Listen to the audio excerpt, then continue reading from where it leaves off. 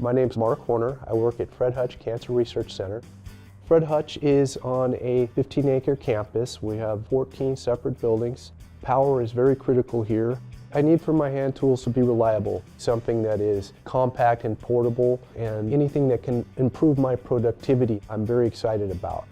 There's a lot of great things about this. Being able to measure amperage and voltage simultaneously can also quicken the troubleshooting process.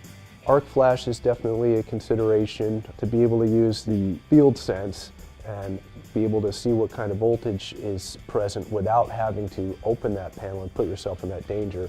It can be a great benefit. I'm excited to work here. We're curing cancer, and keeping the lights on is an important part of that.